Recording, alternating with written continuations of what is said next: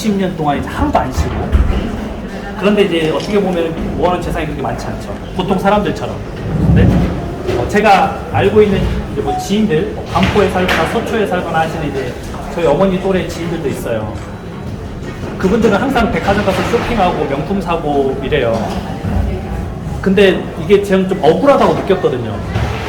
왜냐면 열심히 사는 사람들이 잘 되는 게 맞는데 열심히 사는 사람들은 항상 힘들고 그런 사람들은 그냥 뭐 명품 사러 갔다 커피숍에서 커피 마시면서 뭐 어디 땅 사야지 얘기했다 땅 사는데 뭐 몇 억 오르고 뭐 이렇게 아파트 그냥 뭐 얘기하고 뭐 자녀 교육 뭐 몇백만 원짜리 가 얘기하고 이렇게 사는데 그 사람들은 부가 이렇게 막 늘어나고 어떻게 보면 가장 열심히 사시는 여러분들 같은 경우가 부가 늘어나지가 않는 거죠. 돈을 모으는데 화폐 가치가 떨어지니까 이게 더 가난해지는 거예요. 잔고는 늘었는데 20년 전에 1억 모아놓은 사람이 지금 1억으로 원룸도 못 사잖아요. 그러니까. 근데 이게 몰라서 그런 거거든요. 관심이 없어서. 그러니까 그동안에 안 해봐서. 그러니까 그거를 좀 어떻게 보면은 여러분들한테 많이 좀 그걸 정보를 좀 분배를 하고 싶었어요. 그냥 이렇게. 훌륭하세요. 훌륭하십니다. 박수 치면 제가 부끄러우니까요.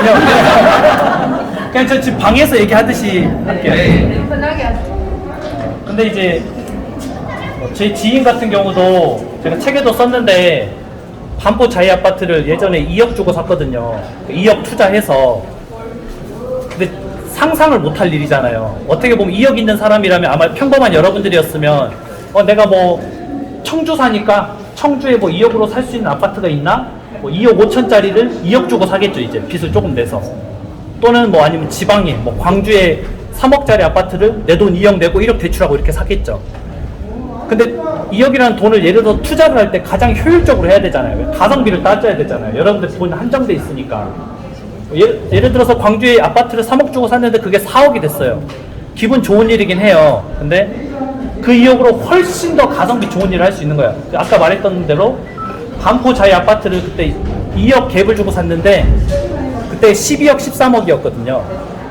지금 38억이에요. 똑같은 돈을 투자를 했는데 근데 만약 여러분들이 이걸 알고 있었어요. 그럼 여러분들이 2억으로 지방의 아파트를 샀을까요? 반포 자이를 샀을까요?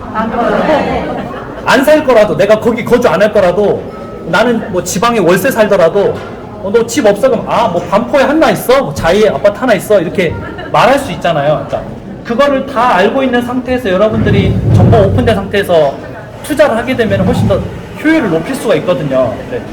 모르면은 내 지역에 관해서 내가 아는 걸로 어떻게 보면 가성비가 떨어지는 투자를 하는 거예요. 그래서 투자를 하는데 실패를 하는 거죠. 보통 실패를 하거나 효율이 안 좋거나 내가 투자한 거에 비해서 남들은 뭐 집값이 7억 올랐대 10억 올랐대 이런데 왜 우리 집은 1억밖에 안 오르지? 아니면 야 왜 우리 집은 떨어지지? 이렇게 생각을 하는 거예요. 그래서 그 정보들을 좀 아는 게 중요하고 제가 알려드리는 정보들이 다 맞지 않아요. 저는 그냥 되도록이면 그냥 많은 정보를 알려드리려고 해요. 왜냐면 이 정보가 어떤 사람한테는 도움되고 이 정보가 어떤 사람한테 도움이 안 되고 알 수가 없잖아요. 그래서 제 방송 중에서 걸러서 들으시면 돼요. 그런 것들을. 여러분이 많이 다양하게 알고 있어야 투자를 할 수가 있는 거예요. 반포 자이 같은 경우도 법인 대출로 산 거예요. 1인 법인으로. 그냥은 2억 가지고 절대 못 사요. 법인으로. 근데 어렵지도 않아요. 세무서 가가지고 법인 신청서 한 장 적어서 내면 돼요.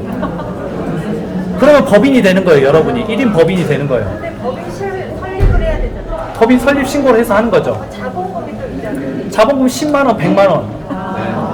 법인 자본금은 1억이야. 아니에요. 100만 원으로도 할 수 있고요. 아무튼 뭐 그건 한도가 없는데 뭐 그런 식으로 예를 들어서 100만 원을 투자해서 법인을 세워서 그럼 대출이 그때는 뭐 90% 가까이 나왔거든요. 그러니까 저금리 시대에는 그게 맞죠. 왜냐면 저금리 시대인데 내가 투기 과열 지역에서 40%밖에 못 받아요. 집을 못 사요. 결국에는. 어차피 기존 집값이 높기 때문에 60%를 가지고 있는 사람이 아직까지 집을 안 샀을 리가 없어요.